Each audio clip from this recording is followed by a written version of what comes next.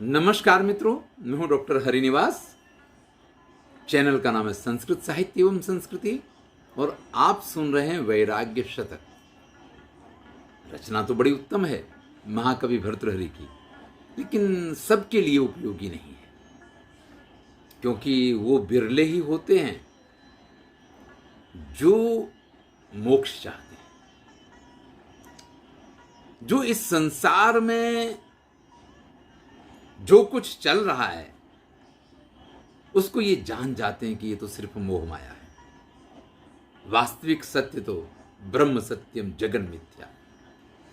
चलिए, महाकवि भर्तृहरि कहते हैं, स्फुर स्फार ज्योत्स्ना धवलित तले क्वापि पुलिने सुखासीना शांत ध्वनिषु रजनीषु द्युसरिता भवा भोगोद्विग्ना शिव शिव शिवेत्यार्तवचसः कदा स्यामानंदो गम बहुलवास्पाकुलदृशः।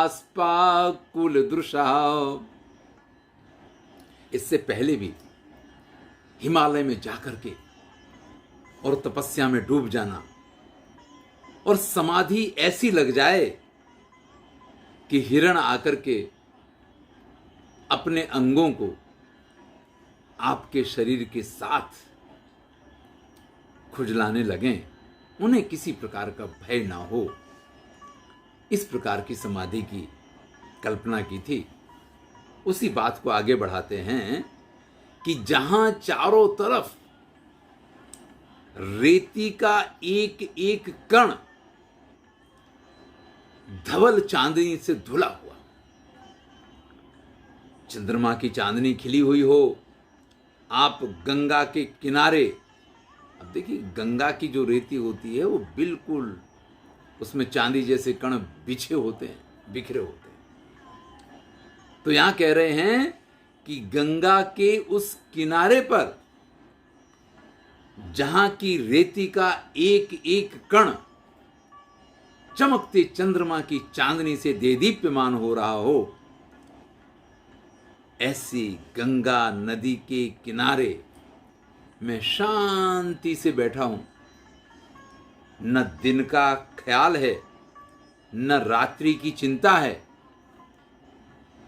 कब वो दिन आएगा जब इस संसार के जो ये भोग विलास हैं ये उद्विग्न करने लग जाएं, ये व्याकुल करने लग जाएं।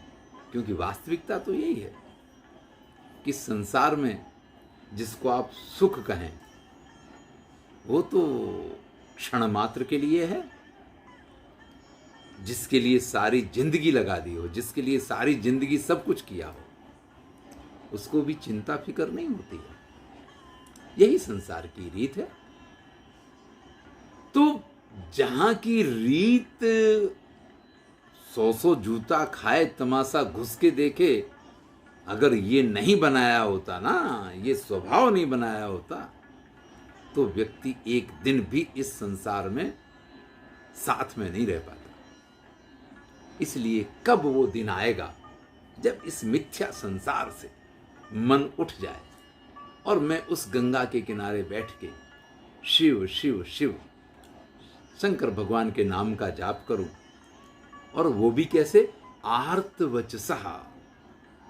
जैसे माता ने कभी थप्पड़ मार दिया तो पिता के आने तक तो बच्चा चुप रहता है, लेकिन पिता के आने के बाद ऑफिस से वो जब रोना शुरू करता है ना, तो ऐसा लगता है कि उससे ज्यादा दुखी इस दुनिया में कोई नहीं है।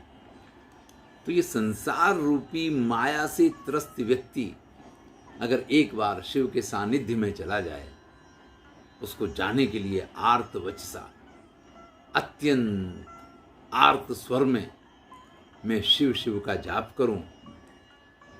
और वो दिन कब आएगा? देखिए, संसार में रह करके संसार की चीजों के लिए तो हम हजारों बार रोए, एक बार की तो बात जाने दीजिए। लेकिन कब हमें ये एहसास होगा कि इस संसार ने आज तक मुझे ठगा है और अब हे शिव आप अपनी शरण में ले लो, और इस संसार के माया जाल से मुझे बचा लो, इससे मुझे छुड़ा दो। इस प्रकार से शिव शिव जपते हुए कब मेरी आंखों में वो आनंद के अश्रु आएंगे कि जब मैं इस एहसास के साथ कि अब ये संसार बिल्कुल वृथा है और ईश्वर ही सत्य है, इस प्रकार से मैं निर्णय ले पाऊं और निर्णय लेने के बाद उसके ऊपर मैं चल पाऊं। तो ये तो भैया ईश्वरीय अनुकंपा हो तभी संभव है। बाकी मैंने कहा यही इस संसार की रीत है। हमें पता है, हम देखते हैं समाज में 70% संतानें ऐसी होती हैं जो माता पिता का साथ नहीं देती हैं या माता पिता का ख्याल नहीं रखती हैं। शायद मैंने परसेंटेज कम कहा है, ऐसा भी हो सकता है कि 80% भी मिल जाए, 90% भी मिल जाए। बहुत कम लोग होते हैं जो हर मामले में माता पिता का ख्याल रखते हों, लेकिन फिर भी माता पिता अपने बच्चों को छाती से लगा के रखते हैं और अपनी पूरी जिंदगी उनके लिए खपा देते हैं। क्यों? क्योंकि एक विश्वास होता है कि जब वो बड़े बूढ़े होंगे तो ये उनकी लाठी बनेगी, लेकिन ऐसा होता बहुत कम। तो संसार में जिन चीजों को हम देखते हैं, जिसके साथ जीने मरने की कस्में खाई हों, फेरे खाए हों जवानी में, जिसके अलावा दुनिया में और कोई कुछ दिखाई नहीं देता हो, सब कुछ मिथ्या सिद्ध होता है। समय के साथ सब कुछ बदल जाया करता है और फिर भी हम उस क्षणिक आनंद के लिए एक बार पूरी साल भर तक बेटे ने माता पिता की खबर नहीं ली, लेकिन एक दिन अगर वो परदेश से आ जाए और माता पिता के पैर छू ले तो उनको ये लगता है जैसे उन्होंने सब कुछ पा लिया। यही एक सत्य है कि जीवन में माया जनित आनंद जो है वो क्षणिक है। अगर आपको परमानंद चाहिए तो भैया इससे बाहर आइए, शिव शिव का जाप कीजिए, भगवान को याद कीजिए, और जिस दिन आप इस मार्ग पे चल पाएंगे उसी दिन वास्तव में, तो यहां महाकवि भर्तृहरि कहते हैं वो दिन कब आएगा जब इस आनंद के अश्रु मेरी आंख में आए कि बस अब तो मैं धन्य हो गया। धन्यवाद। मैं हूं डॉक्टर हरिनिवास।